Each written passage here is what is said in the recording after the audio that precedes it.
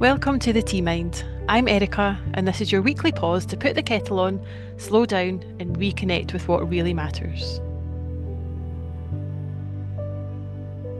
So, hello. Today I am welcomed by someone whose work sits right at the meeting point of sea, soul, and community. Sally Harris is the founder, trustee, and operations director of Groundswell Scotland, a charity using surf therapy to help women heal, grow, and reconnect through the power of the ocean. She's also one of the two first female directors of Scottish surfing. The first two female directors that they've had in 50 years, would you believe it? With a particular focus on women and girls. Sally has spent over 20 years working therapeutically with vulnerable young people and now leads a movement that's as much about belonging and courage as it is about catching waves. From the beaches of East Lothian in Scotland, Sally and her team are proving that the sea really is a powerful teacher. So, we're going to cover lots of things from surf therapy, leadership, and what it really takes to create spaces where women can feel safe, seen, and strong. So, Sally, welcome to the Tea Mind podcast.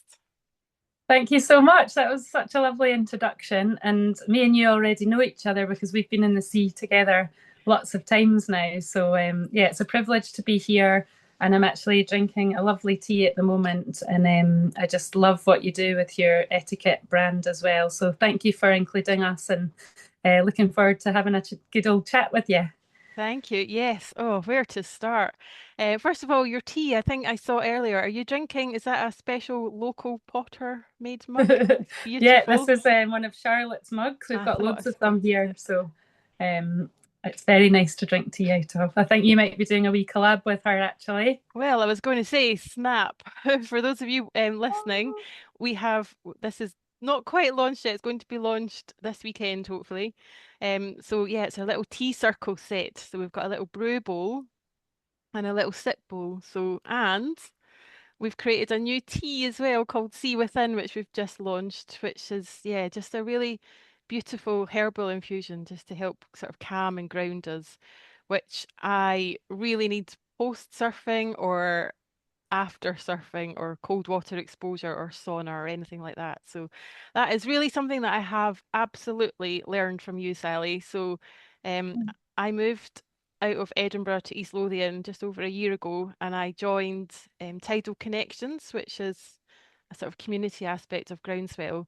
And it was just incredible as a new member of the community. It's a group of women and we get together and you do some coach surf sessions and do the groundswell groundings, which you can explain a little bit about, but really just coming together and getting. I think the thing that really sticks with me is the presence that you have and how you help everyone feel grounded and connected to start with before they get in the ocean, because it's like everything in life, like we have to start from a calm space of groundedness to take action and to achieve what we want to. So yeah, I've learned so much from you just by watching you and from the advice you've given me and my daughter, who's a big surfer in the ocean as well. So yes, thank you for that.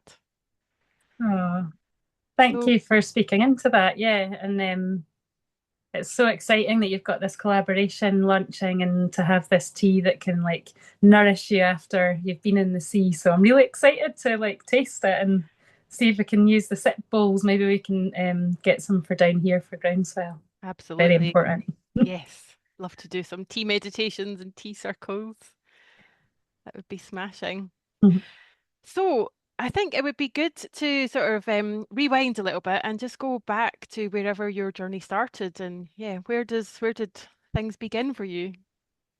Um, well, I guess, I mean, I've grown up in this area in East Lothian all my life, so I've always lived near the sea, which has been really lucky and great. And, it wasn't really a surf culture as I was growing up through my primary and teenage years. It was very surf culture that we're now finding out about with the likes of Andy Bennett's, and not really any women involved at that age, just a few guys that were surfing then.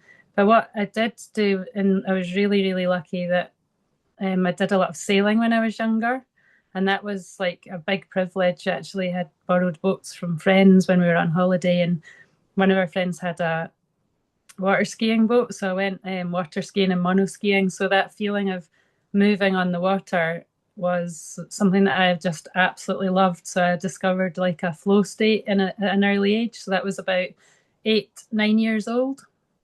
Um, I was sort of moving on water in that way. And I sort of started to hear about surfing, or maybe saw some in like newspapers or magazines. We didn't have social media or any way of communicating at that age. I didn't know that you could surf down the road at Belhaven or Pease Bay or Thornton Loch, even though those beaches, or even Gullin, on the big days in winter. I just didn't know that I had those beaches 10 minutes away where you could surf.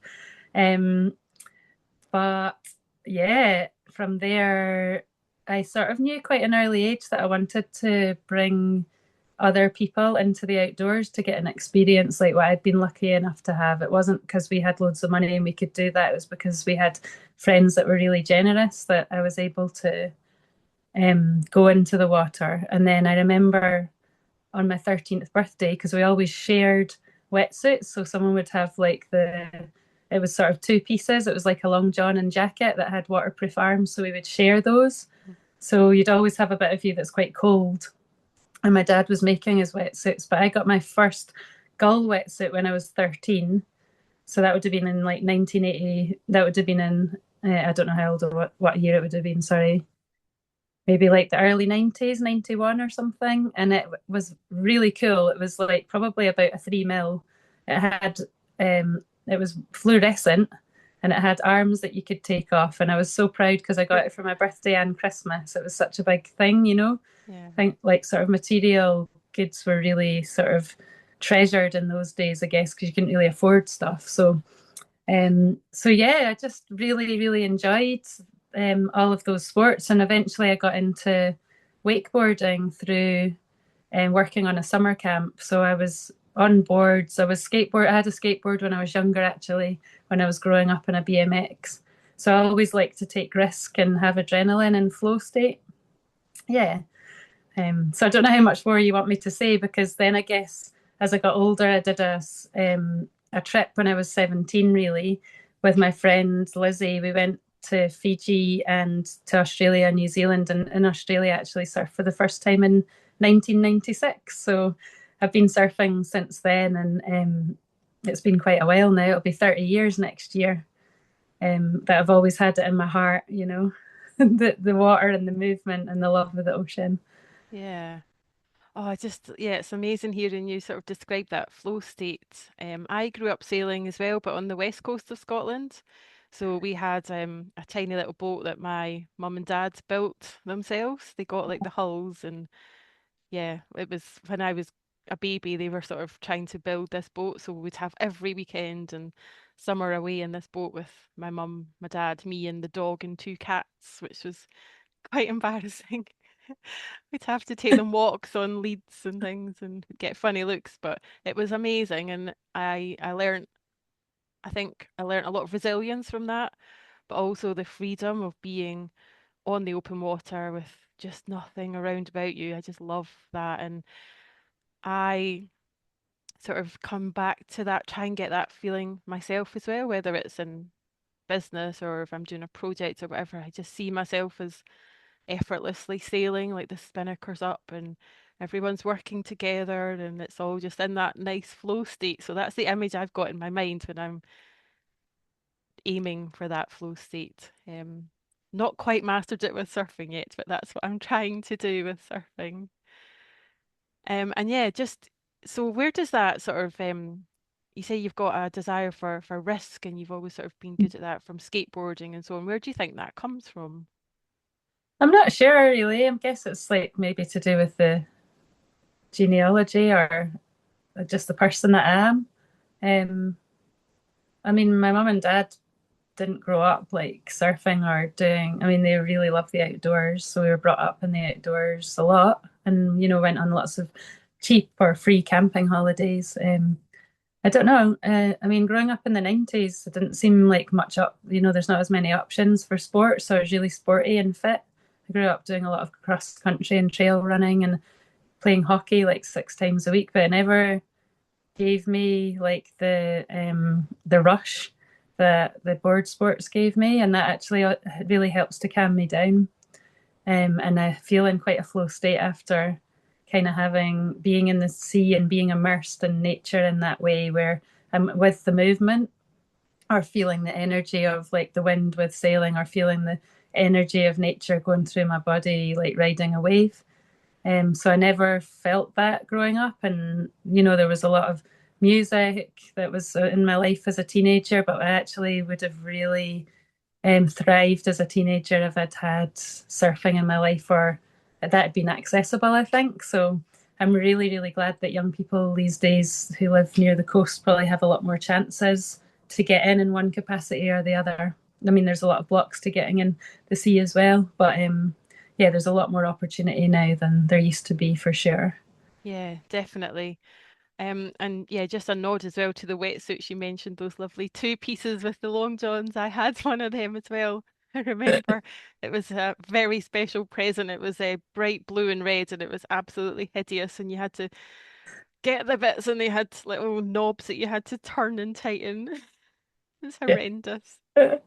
I know, and it was so lucky to have those. And, at a young age, I did know that I wanted to be an outdoor instructor, like quite young. I remember having a thought about that I would love to be able to take other people. Like my mum and dad are actually were both social workers, and my mum's was a psychotherapist. So we were brought up in a household that probably had like values to do with the work that I ended up doing because I did have an undergraduate in sustainable development and my master's is in community education and social justice. So I think where I was brought up thinking about other people, and I always wanted people who didn't get the chance to be able to get into the sea and into nature. And I remember that was like in primary school, and I didn't even know that there would be outdoor education jobs, or that's kind of what the language was around then. So for the language to go from being called that to surf therapy, I find is quite an Americanized phrase that we'll talk about later. But actually, I've been working in this capacity really since about the time that I started college and university, working with young people in the outdoors to benefit mental health. And it's come from just feeling a deep connection with nature and a flow state that I just feel intuitively would it supports me and it would support others. So very lucky to kind of come into this lifestyle and have the privilege of feeling a safe upbringing during my childhood that has allowed me to have access and then be able to pass on some of these skills um, through my professional and purposeful work.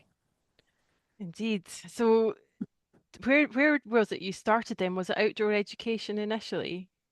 So I did go to college, which was part of Edinburgh Uni. So it was called Scottish Agricultural College, and it was a sustainable development program. So I was looking at big ideals in the world and about change, how we can live sustainably. So a lot of our programs that we deliver now are around sustainability, and it considers social justice and the environment. And I was taught that like at that age. So um, during that time, I did start working in youth work as well. So I went down to the south coast of England and I was working at an international school one summer. And then I went to one of the summer camps that you can do in the States in Pennsylvania. So we went to Cape Cod then, and I was a wakeboarding teacher driving a boat, and we met loads of young people, and um, that was probably my first outdoor jobs. But then when I came back from, we did a really big trip. So basically, we were traveling for doing a ski season in Vancouver, like in the very early 2000s, 2001 or something. And then we hired a van and we went all the way down from Canada right down to Mexico. So I had a surfboard then, and there was like five of us stinking out this little like Chevrolet van, and we just were living on no money. We drove all the way back up, and then I flew home after being away for ages, and I got an apprenticeship with Outward Bound, which was actually in Aberdyfi in Wales. So I took the apprenticeship and I worked down there for 3 years, being like doing outdoor education in a traditional sense. which is where you work with young people for like say 5 days from say inner city Birmingham was a lot of the kids came from. So I saw a lot of diversity and a lot of poverty within the youth at risk groups, and I knew that that's where like I wanted to work within that sector because I saw the difference it made. But I also know that they did short periods of time and then went back to where they came from, and no follow up and no sustainability. So yeah, I carved a lot of like insight from that first job, which took me up to 2004.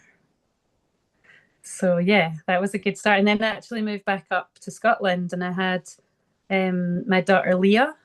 Um, so then I was up here, but I was teaching sailing at the North Berwick Yacht Club and going surfing a lot, which was good because I had parental support. My mum and dad still lived around, and my brother was around at that time, so I was able to go surfing now and again. But speaking about going surfing and having a kid is like there was no hardly any female surfers around then, never mind ones who are mothers, and it was really really hard. And some of the journey that came from being in that situation and losing my strength around my core and my freedom to surf when the waves were good and all that stuff is another conversation almost, but it definitely helped me to shape Groundswell Scotland and understand like the complexities of how different it can be being a female, um, I guess, in the world, like with what you can access, because anything that happens in the sea is reflected like back on the land, really. So, for example, if a woman's finding it hard to get in the sea because she's had a kid, it's maybe hard to access like other sports or and then you've had the time out of work so that my career had really like taken a back step. So there's a lot of reflections, but actually when I came back up, I was working at the yacht club and then I ended up getting a job in charge of a project called Active Steps with the council where I was working with young people who were in the children's panel and like in the justice system, and we were taking them out to do longer term outdoor programs, which I was able to organise. And that's when, in 2005, when we started taking community groups and young people into the sea um, to surf. So I've actually been doing what is now called surf therapy since 2005. It's just that we didn't call it that then. Wow. Mm-hmm. Yeah, no, that's incredible. There's so much in that. So how did that lead on to Groundswell then? Yeah, so like I was a young mum then. I was 26 and, Leah was one. And it was really interesting at that time because a lot of it has come from slightly political means, I guess, and how you see the world. Because that program that we were running actually ran a lot of diversion activities for young people. So things that young people around East Lothian could get involved in, like midnight sports and dance and loads of youth clubs. And they had people out on the street walking and engaging with young people, and it was really having a massive impact. But they changed. I wasn't that aware of politics then, but they changed. Whoever was running the council changed, and they stopped that program, which is called a preventative program, and they started bringing in ASBOs. So they were talking about penalising parents for their kids' behaviour by threatening them with tenancies and stuff. So it's very different. We actually all got made redundant, and all the programs stopped. And instead of having diversionary programs, they had um, sort of penalisation for behaviour.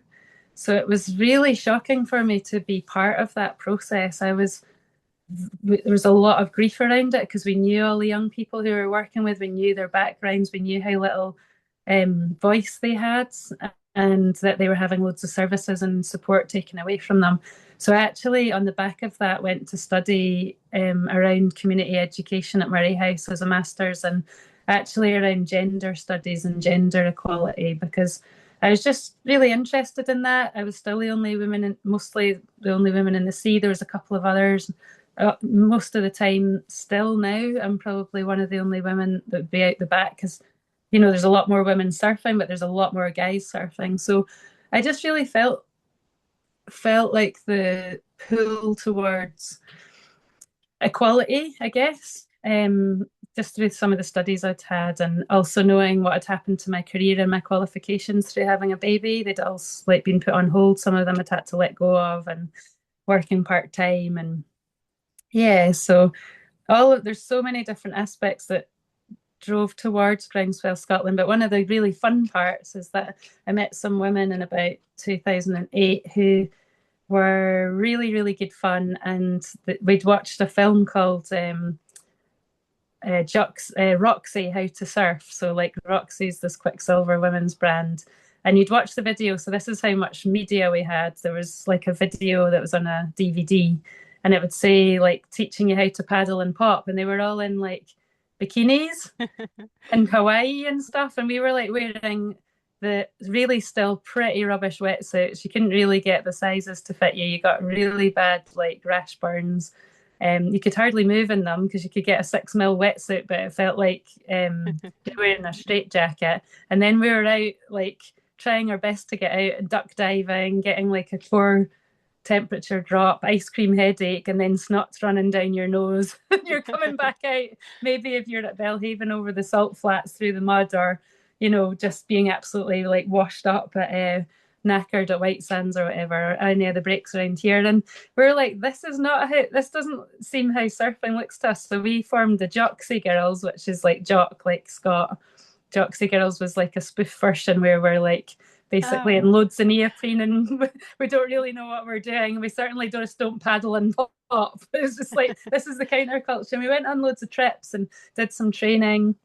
There was a really good skate park. The space was open in North Berwick, so we did lots of skateboarding, and that really helped to sort of bring some energy and a little bit of energy into women's surfing at that time in Scotland. And um, that was really, really good fun. And also, I'd got a job at that time in the third sector, which was working still with young people, but on really long term programs, outdoor programs, like for 3 years. And through that work, I managed to start working with some teenage girls on adventure programs long term, which was great. So we we're going stand up paddleboarding, surfing, skateboarding, BMXing, doing loads of different skills, and also eventually working with young people 16 to 25 to help them get qualified as outdoor instructors with young people who weren't in any kind of work or education. So I did that job actually for altogether about 10 years. So yeah, that took me up to the lockdown in 2020, and by which time actually I'll give you a chance to speak, but just saying during that time I'd started the Surf Lifesaving Club in Dunbar because Leah was looking for like people her age that she could surf with because hardly any kids were surfing, like maybe three in the Yeah. whole of Dunbar area. So can you imagine the difference now? So Oh, Leah's like 21. So when she was like 8, I think when in 2014 anyway, did all my qualifications with Surf Lifesaving Great Britain to be a trainer and assessor of surf lifeguards, and I was able to start the Surf Lifesaving Club, which is still going, and it has 50 kids going every week during the season. And it was so good doing the Surf Lifesaving Club. It was so much fun, but so much work. But I'll stop talking for a minute now. I'm just absolutely blown away. I mean, I've always known you were incredible and so inspirational, but wow. And I had no idea that was the inspiration behind Jocksy Girls. That's fantastic. I love that. And yeah, very different from Roxy Girls in bikinis on their DVDs, but so much more fun, I'd imagine. But just going back to so all these sort of diversionary techniques that were going on at the time, they sound like they were having a real impact. So yeah, it was obviously quite a shock when it changed and it became more penalizing rather than using the techniques that you had seen working. So how much has that sort of impacted on what you've done with the rest of your career so far? Mm. It's a good question. Well, I just think that I know that it works because through experiential learning, I know that like people being involved in community and friendship. Um, Sorry, there's a tractor going past at the moment. And outdoor sports and being in nature really can have quite profound impacts on people, how they feel about themselves, their confidence, maybe understanding more about what they like and what they don't like, and also getting to learn in an environment that doesn't feel threatening, but it feels safe and held. So um, I really have learned a lot from that and through all the different jobs that I've done before Groundswell Scotland started. And it takes a lot to shape this. And I've got my own personal story with the traumatic situations that have happened during my life that also helps shape it as a survivor of abuse as well. So domestic. So yeah, I think that all of these things have shaped me being able to understand what I needed, and then sort of really having a recovery and healing process and journey, which everyone and I am still on. We've all got our own things that are difficult in life and the things that are like flowing. So I'm a very sort of intuitive person, and I've really been had the privilege and luck as a sort of white sort of woman who's like got enough money to have a car and a house and everything to be able to use the skill set that I've got to support other people. But within that, I'm also massively supported. So it's like a cyclical job, and that's really, really fulfilling. So it doesn't, I mean, I can have burnout, and I have had when I didn't have good boundaries, but it's also very sustaining to do this work because I feel like it's very purposeful, and I think it's really needed to um, especially with a counterculture to what you see on the news and some of the capitalist models that are like really depleting our like natural resources and just in as times change and women are starting to have more rights and thinking about people who are coming into this country. I feel like Groundswell is like a lot bigger than just going into the sea and going surfing. It's a lot about having fun and friendship and community, but while making change at the same time to bring people into more alignment with like peace and community and power and purpose. Like all these things are really, really important to me. That probably because of my upbringing and that kind of thing. But I want to be able to do that while we have fun at the same time and be able to like have respect for like women in society, whatever age they are, and to be able to join with men in that way or whoever, like whatever gender, just to be able to bring wisdom in and respect. And I Yeah. just think nature teaches us all of that. Like the sea can teach you everything, like a mirror to how your mental health is in the sea. Like, are you slagging yourself off? Are you being really kind to yourself? Are you checking in before you go in to see if you should be going in, or are you feeling really playful and like you can be in the crowd that day, and and it totally relates to how you can have your approach out of the water as well. So nature's like the biggest teacher of all of this, and I've been so lucky to meet people along the way that feel the same and that can hold the space and facilitate alongside with the programs that we run. I'm just continually amazed whenever I speak to you about how positive you are and how you're just so grateful for everything in life, and you bring that to so many other people as well. And in turn, like you say, it's cyclical. You support lots of people, and you in turn are supported. So yeah, it would be if there, yeah, it'd be good to sort of. Is there anything else you'd sort of like to share about your own background and how that sort of led to Groundswell and the amazing work that you're doing now, particularly sort of trauma informed surf practices and surf therapy and sort of yeah how that's come about because it's yeah fascinating and obviously s- sorry to hear you've gone through all that trauma and yeah if there's anything that you're comfortable sharing that might be useful for listeners that would be really helpful. Thank you. Yeah, it's okay. It's like actually things that happen sort of shake out over time. And um, so it was 2020 when I left my third sector job, and I'd already started the Surf Life Saving Club, which was all voluntary, but we had a really amazing team. So in 2016, on the back of the Joxy Girls work and the teenage adventure programs that I was running, I'd actually started um, kind of like drawing some logos with the name of Groundswell, because a groundswell is like big pressure. It's like the waves that come out of a big low pressure system quite far out at sea. So if we get good waves on this coast, they're generally made from a low pressure system up near Norway or even further north. And then it pushes down, the pressure pushes down on the sea and sends the energy from the low pressure system into the sea, and it makes the waves go out for hundreds or thousands of miles, of sometimes like the waves that get to Hawaii.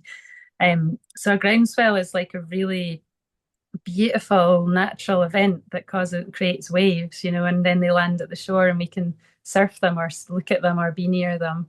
But the name ground like grounding, and then the name swell and like that kind of ripple effect just felt like a really, really good name. So that was like quite interesting. First of all, in 2016, I remember like doodling with that, and then Groundswell actually opened in 2018, and it was really special because actually I got introduced to a woman called Natalie Small who runs Groundswell Community Project in America in San Diego.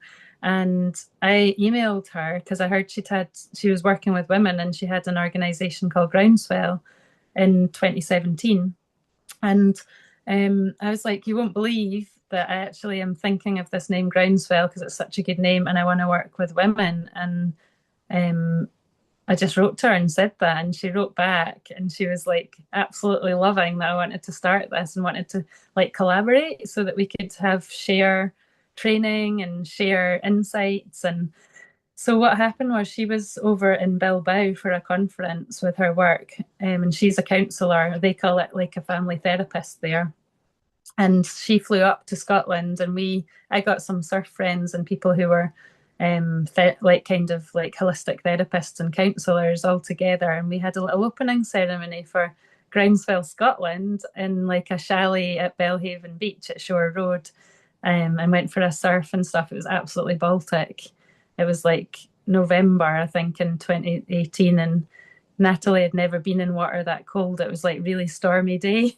And then so some of the kids came from the Surf Life Saving Club, some of the mums were there from Surf Life, some of the dads were there from the Surf Life Saving Club, kids and everything. And we just like had this really beautiful opening ceremony. So I think the ceremonial aspect, and I'd also been doing my yoga teacher training for Kundalini yoga over this time where we sit in a circle and we learn to hold a ritualistic well-being space. So these were the things that changed from being an outdoor instructor to almost holding a different type of more therapeutic and healing space. All came together in this like kind of beautiful sort of spiral and made me have the skill set to be able to start this and to know I just felt like I knew what I was going to do and I knew how to do it. Natalie had also written some training curriculums around themes such as feeling welcome and at home in the sea, and some other beautiful themes, and some really gorgeous little rituals that we can do. Things like letting go of things that we want to leave on the beach. So writing them on a stone, and like burning stuff that we wanted to let go of. We do that as part of the curriculum, and writing on a stone what we want to keep. So it's all about intention. So then we had our first surf therapy program, which was alongside the Ridge in Dunbar.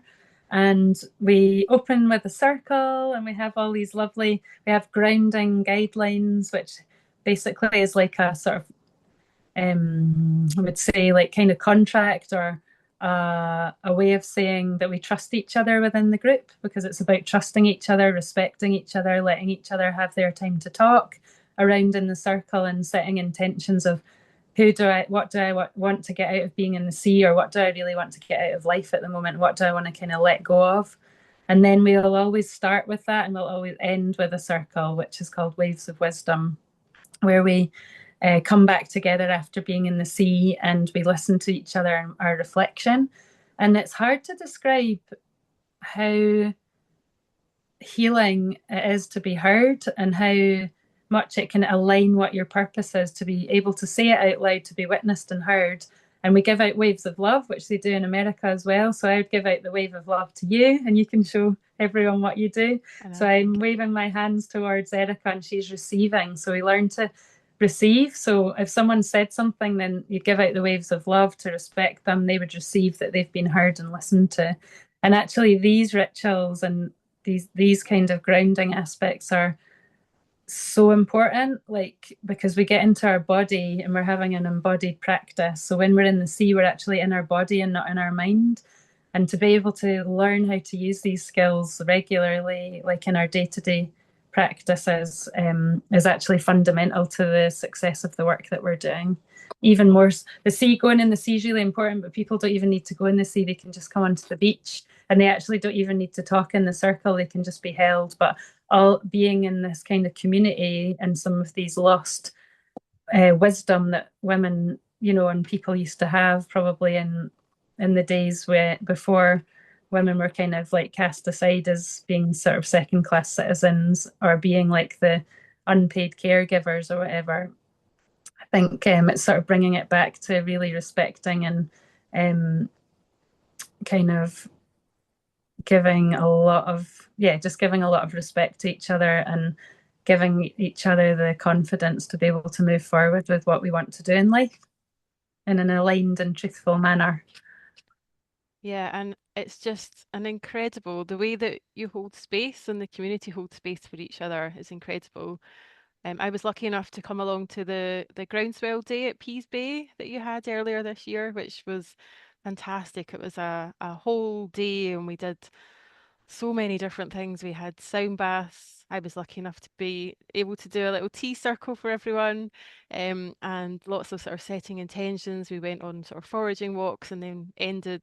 We did some surfing as well. The waves were quite flat that day, but we did lots of paddle practice, which was really useful for me. But really just being in that community and that space with other people and setting intentions as well. And then we finished with an amazing fire on the beach. Yeah, with music and storytelling and yeah, it was really, really special. And like you say, it's something that I think has been lost over the years that we are kind of rediscovering now. I think people are becoming more and more engaged in it and are feeling a need for it now more than ever, I think. And I think that's only going to get more and more powerful as the years go by and we get further into whatever's coming in the future. As time change, I think we really need to lean into that physical connection and community and holding space for other people.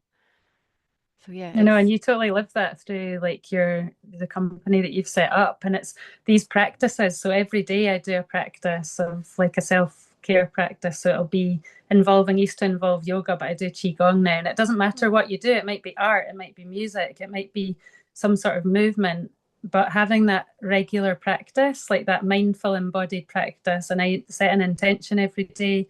I also monitor my cycles, like my menstrual cycles, which you can do with the moon anyway. So I know when my capacity is less and when my capacity is more, and I try and align my work with that.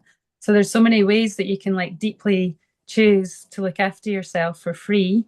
And then to have that witnessed by other people is really great. And it's sometimes it's stronger, your practices, than other times, but just keeping going with those ritualistic kind of practices. And coming back to the fire that you talked about, so this weekend I've just been at the International Surf Therapy Organisation conference and absolutely blown away by the keynote speaker, Iski Britton. And we've already been benefiting from some of her work that she did with Iranian women because she worked with Finisterre to develop sea suits, which have a hijab, and they also are quite baggy, kind of rash vest material that can go over your wetsuit.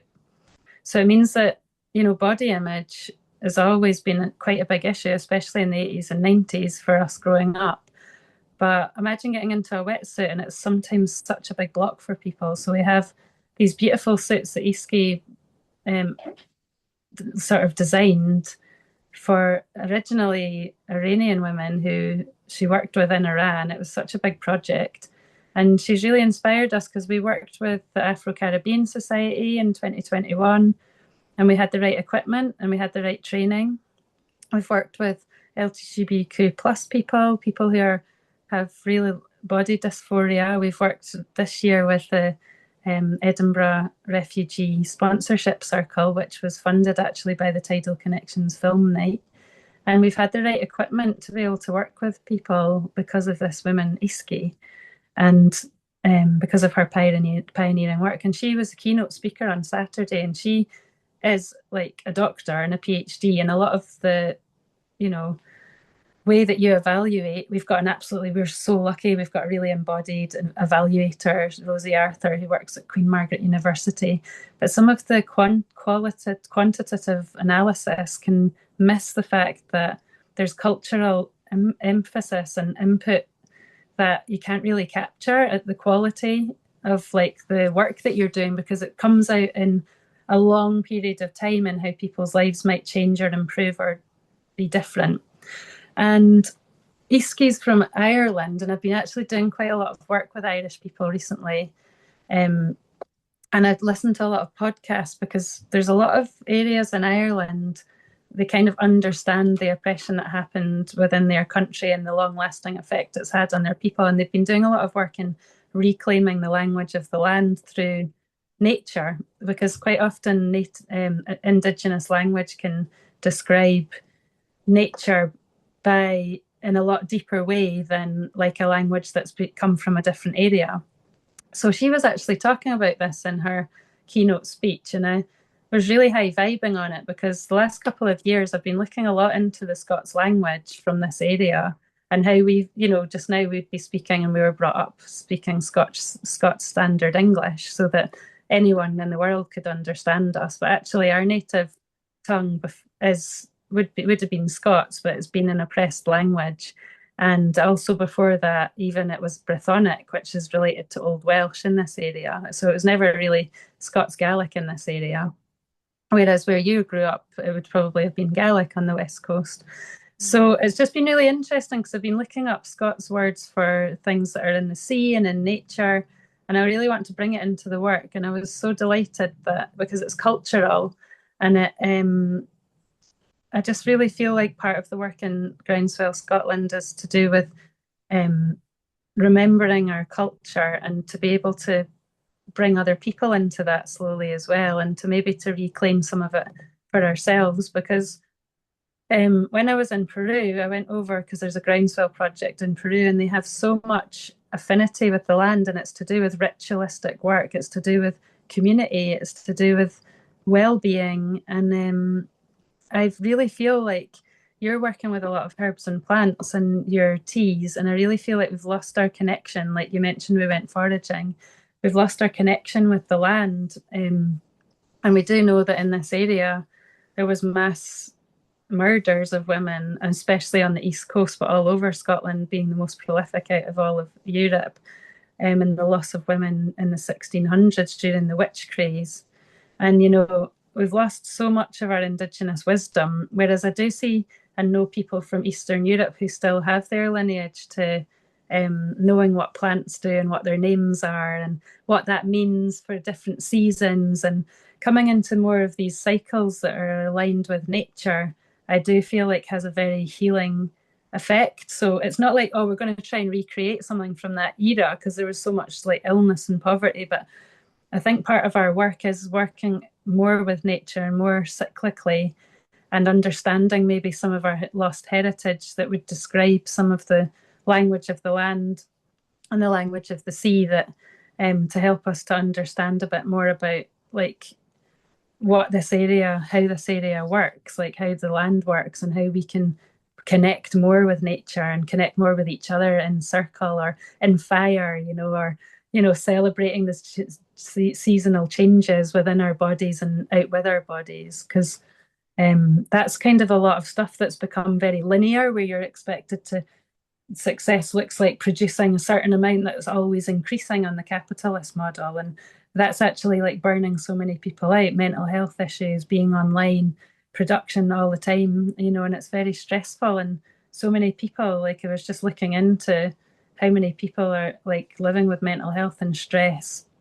And when I was applying for our mental health and communities fund, because I was just looking at like what's the actual statistics, and you think, yeah, we can look at all of that stuff, but how do we actually get back to like living in a way that genuinely helps us to feel like a sense of well-being and trust and relaxation and like conscious, and how can we be conscious around that and be conscious around how we speak to people, and what we do when we're stressed and how we regulate ourselves. And, you know, our work in Groundswell Scotland is embodied leadership. So if we have a meeting, we'll start by opening with our Groundswell groundings and checking in and seeing like how's our team doing, like who's got capacity today and who doesn't, you know, it's and then we'll always close, and it's just like coming more from the heart, like trying to come more from the heart instead of it just being like accusationary, blameful, or on a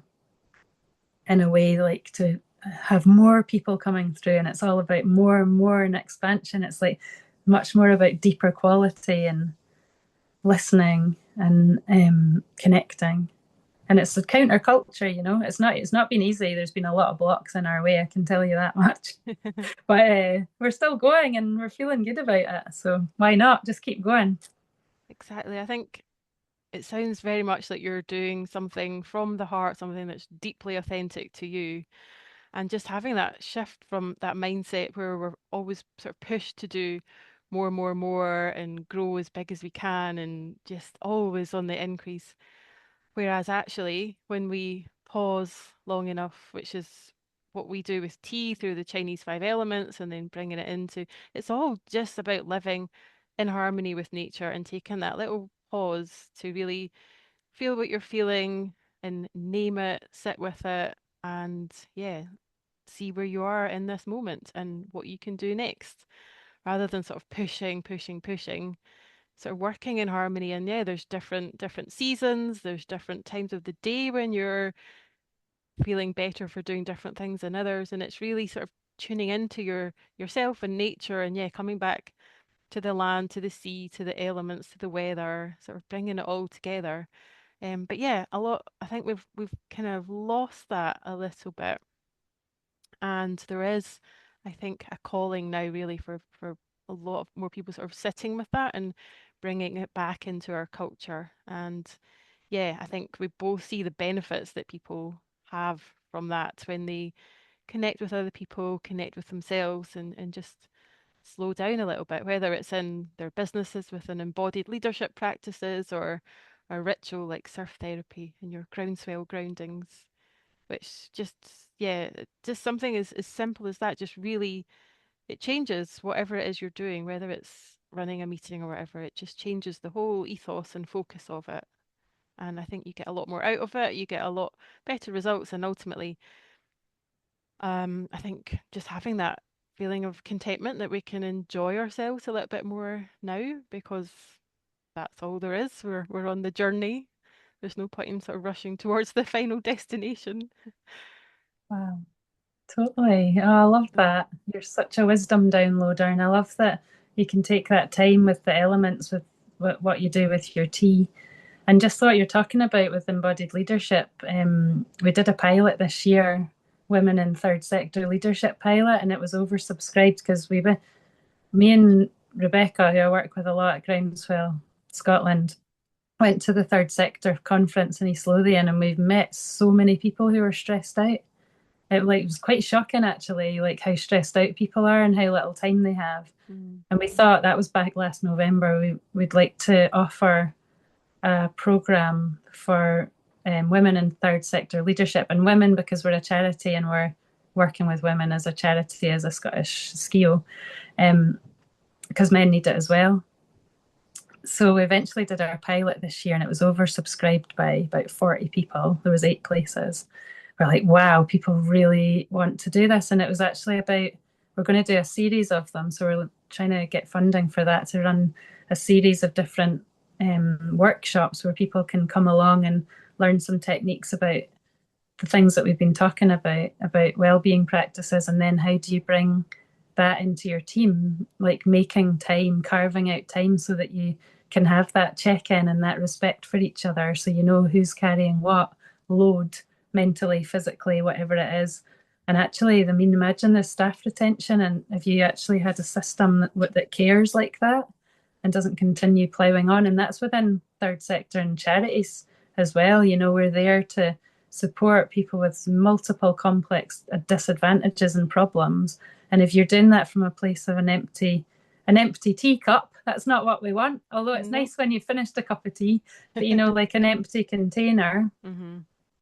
then that's when the burnout happens, hey, and then you can't continue to do your work. So this sustainability within it all comes from like deep respect for yourself doing these embodied practices, because even on the difficult days, it's going to sustain you long term, and that you can actually do that work and um, support other people, but supporting yourself, like in the middle of that, not in a selfish way. Mm. It's such a culture for trying to be selfless and stuff that it's actually like not sustainable to like not look after yourself. And it takes a lot to deeply look after yourself, because you have to face up to things that have maybe happened in your life, that and they'll actually come out the more you look after yourself. I think things will come out and be exposed that you then have to kind of deal with, and you'll have the tools to do it because you're looking after yourself, and you'll become sort of deeper, the things that you're holding in really, really deeply in your body that can cause illness or mental health issues. I feel like those kind of deep practices can really reveal and help you to deeper heal, even if you feel like you're fine. You can actually have things that have been intergenerationally passed on. We've all got things like as sort of Western humans and women and whatever culture you're from that we're still dealing with. So whether it's come from something specific within your family or culture or country, there's always going to be things that you're revealing, that you can help to move on from that, like in a bigger sense within communities and for yourself. So Yeah. it's important, all these practices, and there's so many of them that you Yeah. can find and use, and if nature can be part of it, I think she's like nature's the best teacher ever. Absolutely. And I think really trusting that whole process as well and trusting yourself, because I think, as you say, the more you sort of do deepen your respect for yourself and your self-care practices, then things will come up that perhaps you weren't able or ready to deal with before, because you're in a better place with more tools and more resources to support you. So yeah, there's often a lot sort of that comes up that you have to work through, but I think having the trust there that those things will only sort of show themselves or appear when you are able to deal with them is, yeah, another sort of reason to look at the whole nature and the cycle and the trust that things happen when they're meant to happen and in the right way. And sometimes you can get floored and um, put sideways, and we've seen lots of people coming through Groundswell that have been through a lot and that are going through a lot, that are even involved in court cases, and all sorts of different types of people. And yeah, it's like it can be a crazy old world that we're in, and to be able to take some moments for celebration and joy is like such a privilege, hey? And the amount of laughs that we have when we're in our circles or in the sea, and just having those moments of like the sun shining through the spraying water or whatever, it really sticks with you. And you can get that in the woods, or you can get in the mountains, or you can get it in like a tiny square of nature, or looking at the sky or whatever. And yeah, I guess it's just like, how do you take that moment to like sort yourself out? Yeah. But yeah, like you see, even just carving those little moments when you can have a little bit of fun and just really be in the moment and forget about whatever else is going on in your life. And I guess that's what surfing or having that sort of that flow state that you talked about earlier really does help, because I've, when you're trying to catch a wave, certainly I can't think about anything else. And I've come to some of the Tidal Connections event after a really difficult day and just been quite stressed. There's a lot going on, but we do the groundswell groundings, and I set my intention and I go out and try my best on the waves, and I've not thought about it for 2 hours. And yeah, it's really, really valuable, really important. I'm curious what other sort of things you do to look after yourself, and maybe be interesting to find out a little bit more about your morning routine. Oh yeah. So, well, I did used to do a lot of Kundalini yoga. My mum actually, like when I was growing up, always did a yoga practice. from an early age, I always saw her doing that. So that was lucky to get brought up with that. But I didn't really do that much myself when I was like growing up. But I think I remember first time starting to do a little morning practice was maybe in my early 20s. But it was more to do with like being strong. So I was doing like a bit of strength kind of stuff in the morning, but I actually really enjoyed it. And then when I was learning, I did a lot of different yoga. It really helped me actually in the early 2000s. I had this DVD which was called Yoga for Surfers, and I did it every single day for like about a year. And I got a really good yoga practice from it. And it was this woman, Betty, who's in from California, just with her amazing lifestyle, doing your yoga on the beach. In her And bikini. yeah, so I was doing yoga like every day from then. So maybe when I was like 26 or something like that, when I had a wee baby and I was in the house quite a lot, I did that yoga DVD like so many times. So yeah, I felt like pretty connected, and that's not for everyone, yoga. I was also like skateboarding and going surfing, so they were good practices. But in the morning, like now, so I ended up doing like being a Kundalini yoga teacher and did Kundalini yoga for a lot of years, which was really aligned for that part of my life. And over the last 2 years, I've been doing a Qigong practice. And it's actually a woman in Ireland. That's how I'm connected to a lot of the things that are happening in Ireland, called Elixir. It's called feminine sexual alchemy, actually. But it's to do with more like the energies in your body, and it's to do with like how you look after different parts of your body according to the five elements that you were talking about. Yeah. Um, and it's about what food you eat at that time. You don't have to be strict, and it's very relaxed. And you can just do like a shaking practice, or you can get stress out your body, and you can like do some really good meditations through it, and they can do it like really short. So I do a bit of that. I usually light a candle, write in my diary what day of my menstrual cycle I'm on, write an intention, and then I would do a bit of qigong, just like it could be 5 minutes or it could be 15, it just whatever I feel like or what I've got time for. And then I do a bit of Pilates because I like to just do a little bit of like core training. And it's not for long either, like 5 or 10 minutes max. And then I do some pop-ups because I always have to work on my pop-up for surfing. So I just lie on the floor and jump to my feet like a few times. I used to do it 30 times, but now I'm down to six. Better than me. I need to Three add right and that three in. left.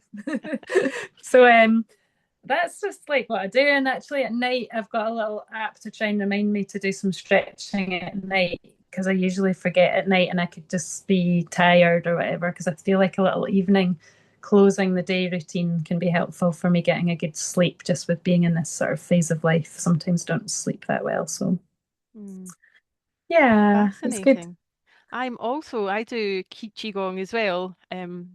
I'm actually learning the five element practice side of it now because it all ties into the T mind system and the five elements, and it's fascinating, but just sort of learning the different Qigong moves for each element. So I'm doing that at the moment, which I really shouldn't have signed up for because it's the last thing I've got time for at the moment, but I'm enjoying it and it's a lot of fun.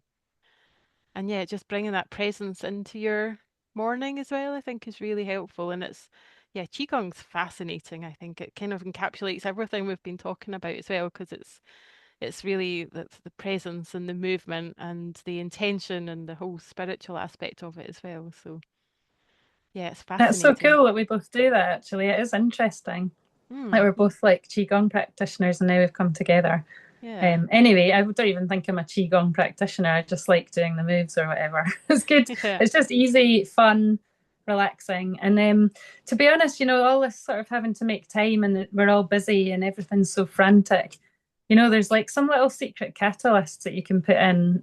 And by doing practices, you can actually like really sharpen up how you produce on that day. And it's the same as like working according to your menstrual cycle. You can actually get like way more done and you can rest as well. Like it's so much better for your like emotional regulation and your nervous system, like your lymphatic system, like everything benefits from like doing good practices and taking time.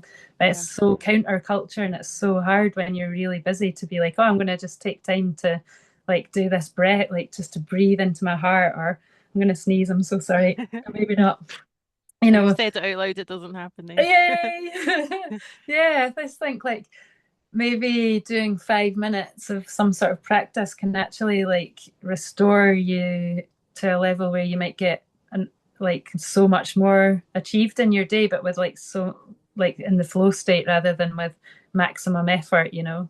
Yeah, indeed. And that's why we've developed a whole like the tea mind system is about pausing for tea. So using that 3 minutes while your tea's brewing to do something. So it could be like 3 minutes of qigong or 3 minutes of pop up, which I'm going to start doing this week. Or just 3 minutes of breathing into your heart space or wherever it Mhm. is, whatever works for you. And just that little and often, but it's the cumulative effect of it. So doing that, the little morning practice sort of every morning or almost every morning, it could be. Don't need to be sort of perfect about it, Mm. but it really does make a difference rather than trying to carve out that hour a week to go to a class or whatever, which you never get round to and you feel guilty because you've not managed it. Just fit it in around your day, and those micro moments I think really add up and they help to elevate your mood so you get a lot more done as well. Oh, I love that. I love that with the because I don't think everyone the morning is the right time for everyone. So building it into a tea practice is genius. Love it. Yeah. Well, I drink about 17 cups a day, so there's no excuse for me. So Oh, the yeah, light's shining on you like I've just rainbows seen all that. over the Yeah, place. it's mad. We've actually got like a little thing that shines through the window, and there's rainbows all around me in this room as well. Don't know why it's quite so It looks spectacular. amazing. I love it. It's like a filter, but it's not. It's for real. Yeah, sunny. They don't call it sunny dunny for no reason. Totally, we're lucky. I'm conscious I could absolutely chat to you for ages, but I really want to chat a little bit more about women particularly and surfing and how you sort of seen that changing over the years. And obviously when you were first starting surfing, you were one of the very few women surfers in the water, but even now you're still one of the few out back in the lineup. There's a lot more sort of younger, I say a lot more, there's some younger girls coming through, which my daughter is very lucky to be one of them. She's so lucky to have started surfing when she did.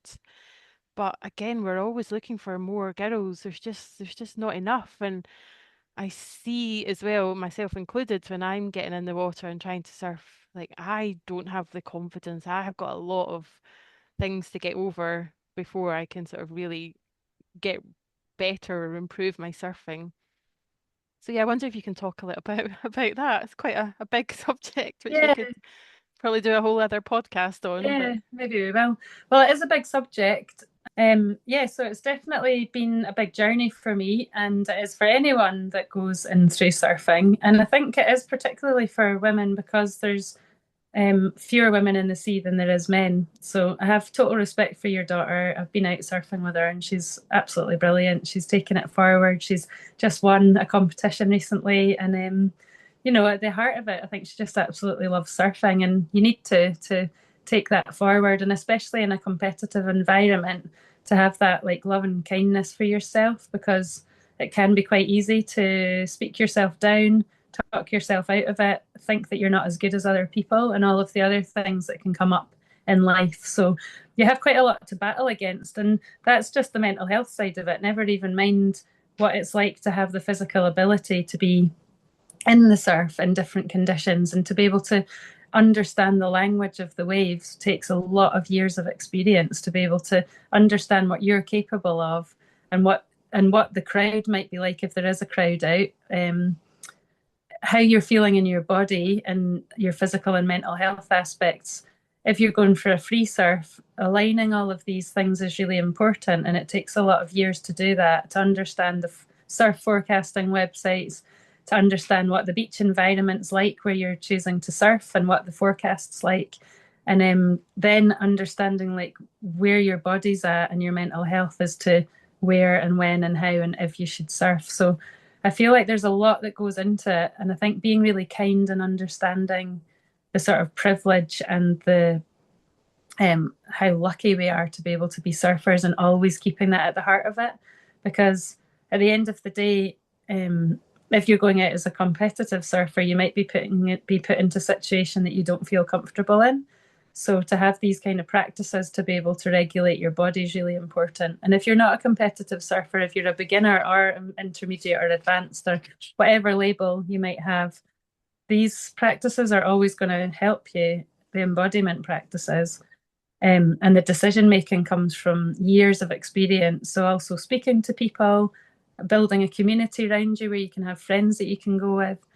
And really, if you can go to some beach lifeguarding training, surf lifeguard training, you can learn how to be out in the surf without necessarily surfing. You can understand how to rescue other people, how to rescue yourself, understanding how waves are formed, how swells formed, how the bottom of the ocean affects how the waves break, the different surfaces and different types of waves that you can have, and then how do you line yourself up so that you understand if you're in a current, like taking a bearing of where you are out in the sea so that you can keep yourself on a map and then you know how to get in and out and where the waves are breaking. So it's an absolutely massive skill set. It's almost, like a lifetime of work. It's like, having kids is a lifetime of work. Learning to be a surfer, you're never going to be, oh, that's me, like learn to be a surfer. It's just a part of an everyday things, but having community around it, having well-being practices, and then having the physical strength, fitness, and knowledge and understanding of the beach environment are like definitely things that can help to improve your confidence. And also, it's a lifestyle then as well. I mean, if you want to be a surfer, it's a lifestyle. It's not something that you just go and do once at Lost Shore and you are a surfer. But also, if you're a surfer that surfs regularly, then that's when you'll improve, and you're not going to see it day to day. You might not even see it year to year. Some years you might be better than other years because a lot can depend on things that you don't really understand to do with your body, in my experience. Yeah, I think surfing just teaches you so much. And like you say, it's a never-ending process. There's always more to learn. But I think whatever we learn in the sea, like you say, the sea reflects back to us. And I think it's really useful for our everyday life as well, and whatever things that we're dealing with day to day. I think I often bring things back to surfing, like being on a wave, we have to be calm and grounded, and before doing anything big, whether it's a presentation or something in your personal life, it's coming back to that groundedness and the feeling the connection first of all before you take that step forward and find your flow and trust the whole process.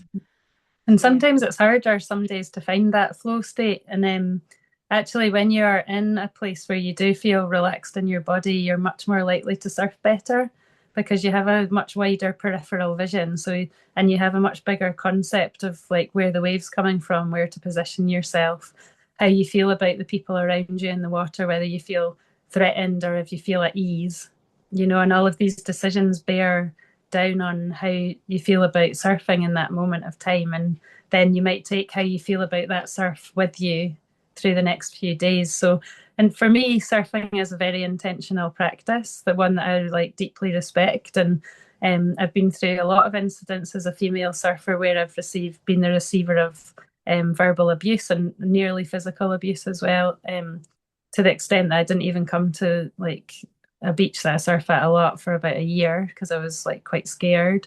Um, and there has just been a big incident up at Thurso East in the GB surf where some people who surf there quite a lot went out during like the women's heat and potentially physically abused someone, like pushed them underwater, and certainly there was verbal abuse by the sounds of it. I don't know all the details, but to be honest, that actually sadly didn't surprise me because I've been out there and it's happened to me before, and it's really it's even happened to my husband who's surfed there for like 40 years when we went up on a trip, and it's happened by people who have moved there and they feel very territorial and.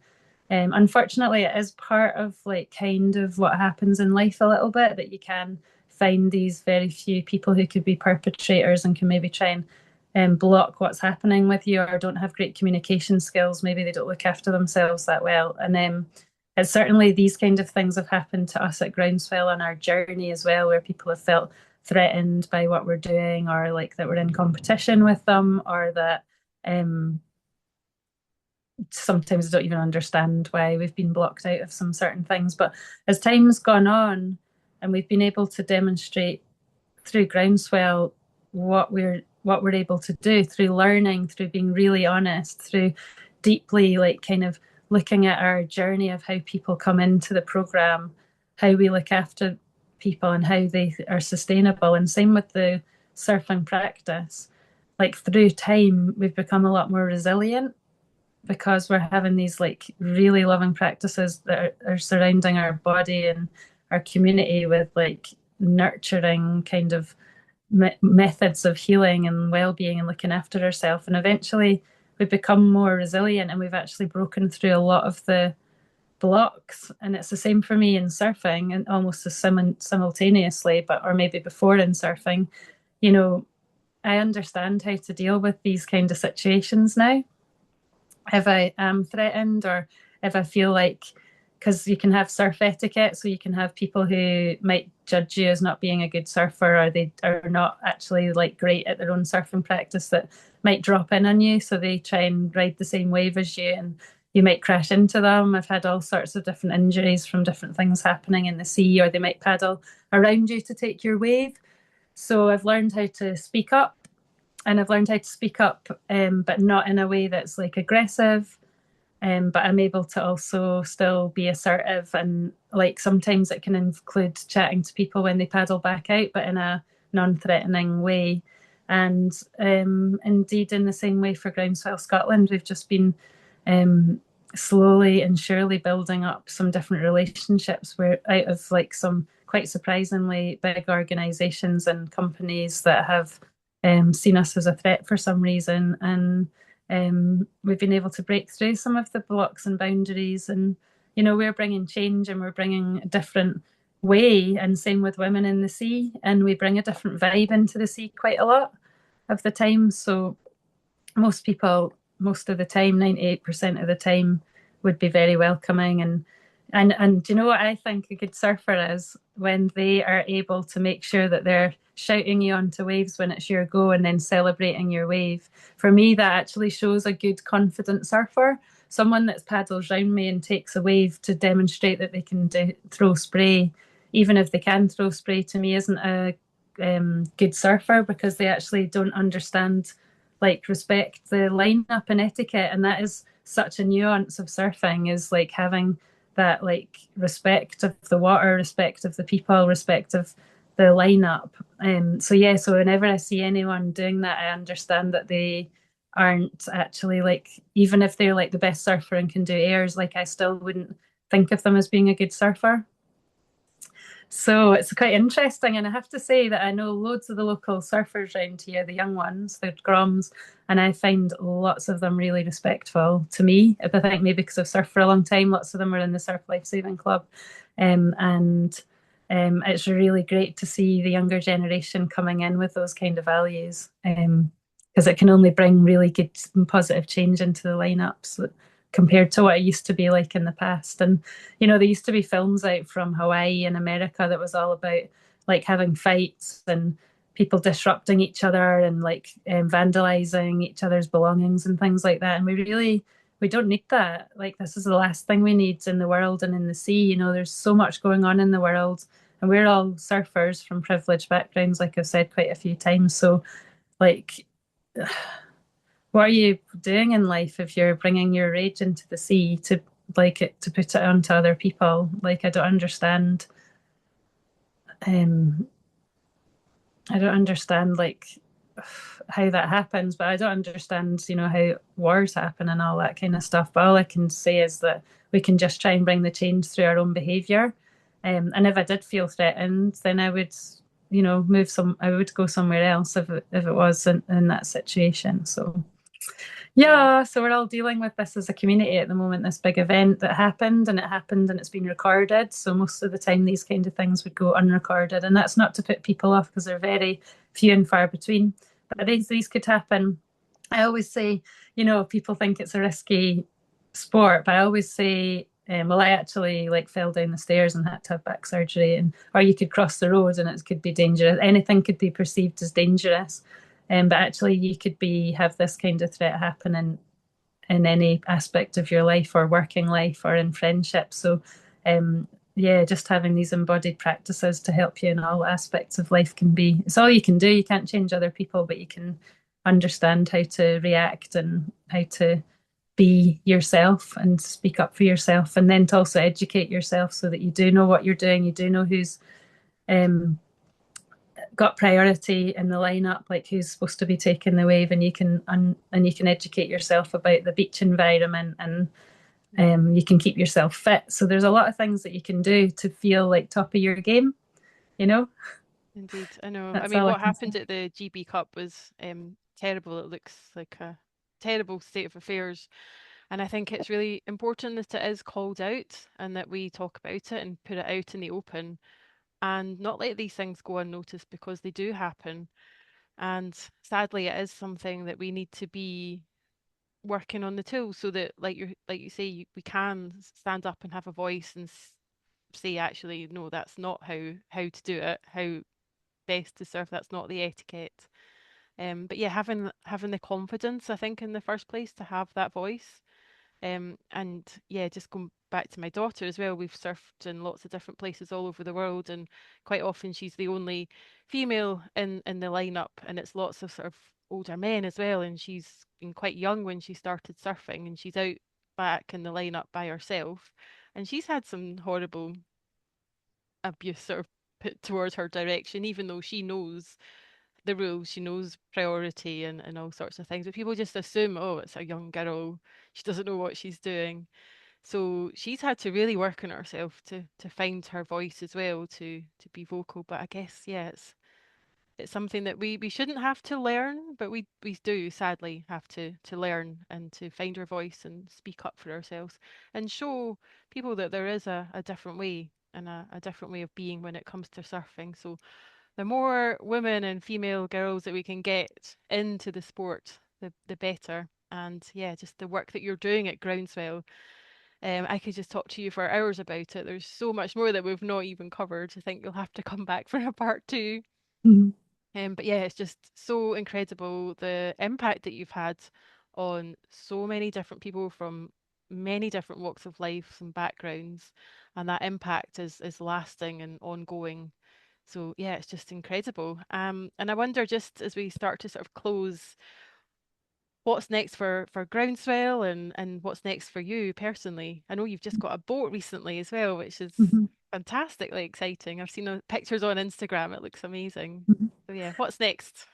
Well, I was just going to say, it's, Groundswell's a collaborative, and we have so many people part of this. It's fed in by so many people.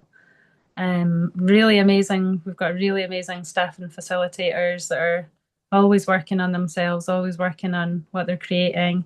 So many volunteers, so many participants, and we're all there together. We're all women who've had an experience who can hold and support each other in different ways, whether we're facilitators and we'd be holding the space in the caravan and in the sea, but also, you know, the people who are there who have recovering from trauma can hold space for other people. And I love that kind of model because it means no one burns out and we're there for each other. So yeah, I have to just say thank you to like the community and like the people who work for us and the volunteers and the trustees and everyone that's involved. It's great, and we can link with lots of other organizations and communities and come together, and that's feels really human, and it feels like the counterculture to this separation and competition and that kind of like vibe that can be so prolific on the internet and sort of in our economic model and that kind of thing. So yeah, so I just see surfing sort of bringing we're going to have a new program next year called Waves for Wellbeing that Becca started, and we've already got Silver Surf Sisters, which is for women over 50, a lot of 70-year-olds learning to surf, and people who are socially isolated, who are making friendships. And then Waves for Wellbeing is going to be similar, but it's just for any age. It's on bodyboards, it's very accessible. So that's really exciting. We're working again with Refugee Sponsorship Circle next year because we want to do a full program with them. We only did a few sessions this year. So that's really exciting, welcoming in women who've come fleeing from conflict zones. And we're also going to do more of the women in leaders, third sector leadership sessions. So learning embodied leadership practices to bring into your workplace to make it more sustainable. And on top of that, we have just our normal community sessions that we have. So we have a surf therapy club that's for people who've been through our surf therapy programs. And we have tidal connections as well, which you're part of. So yeah, maybe bringing in a bit of emphasis on looking after the natural environment. And a lot of mums go there who don't have much time for themselves, which is fantastic. So yes, just trying to make surfing affordable and accessible and at zero cost to some people as well. And yeah, nothing, we're not doing anything crazy. We'll do our surf festival, we'll have our surf bliss sessions. If anyone wants to join next year, you can pay it forward or you can just pay to come to the surf coaching and well-being sessions. You can also have a reduced rate to come to them, but they're once a month and they're at the weekends, and it's just for anyone that wants to come and see what we do. And just to get out some really high-end surf coaching, but also look after yourself like a wee mini retreat for a few hours down at Peace Bay. So yeah, thank you, Erica. Sounds perfect. And yeah, I don't know, I really don't know how you fit it all in.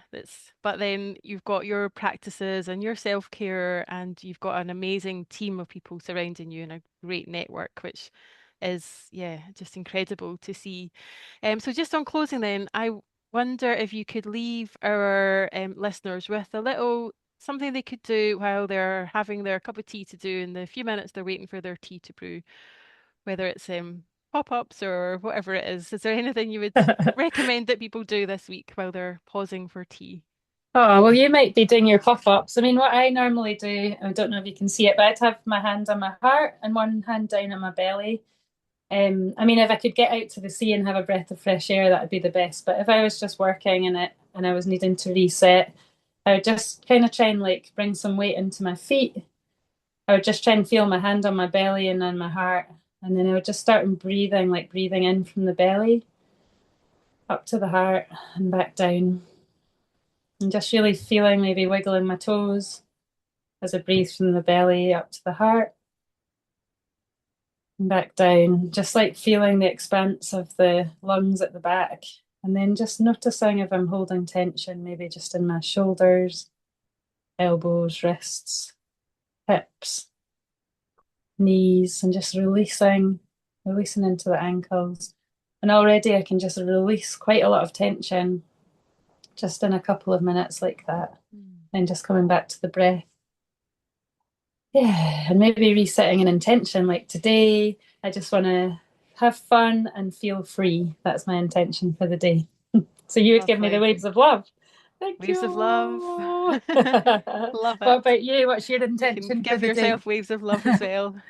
What's your My intention? my intention today is um what would it be? Yeah, fun, I think. Have more fun. Just trying to bring that into the days as much as I can. Waves of love to you. Thank you. Yeah, that's lovely. And just that little embodiment practice, because so often when we're busy and pushing, pushing, pushing, we're sort of stuck in our heads. So really creating that little pause, just that micro pause to bring our awareness back to our body and do that little breathing technique and grounding ourselves to the floor yeah, it works magic, even in a few minutes. So thank you. And I'd encourage everyone to have a go at that as they're pausing for tea this week and see how they get on. So Sally, thank you so much. I better let you go. It's yeah, you've got a lot to do today, as do I, but I've been blown away by um just I knew you were amazing beforehand, but just to hear about your story and about the work that you do on a deeper level, and just how passionate you are about bringing the power of the ocean and the waves to other people and healing for yourself and for others, and just bringing people together, connection with themselves and with community. Yeah, I just love what you're doing and so excited to see how that grows and how the ripple effects ripple on forever. So, yeah, thank you so much for coming on the Tea Mind podcast. Thank you. I've really appreciated having the opportunity and for you just having such a beautiful space and time to connect. I feel like we connect a lot, and I'm really excited to drink the new Be within. Yes. Perfect. Great. Well, thank you so much. And yeah, I look forward to seeing you in the water soon. Mhm. That's it for today. I hope something landed. I hope something lifted. And if it did, share it with someone who needs a pause too. If you enjoyed this, you'll love the Tea Mind Substack, where the kettle's always on and we can connect more deeply. Until next time, stay present, sip slowly, and thanks for listening.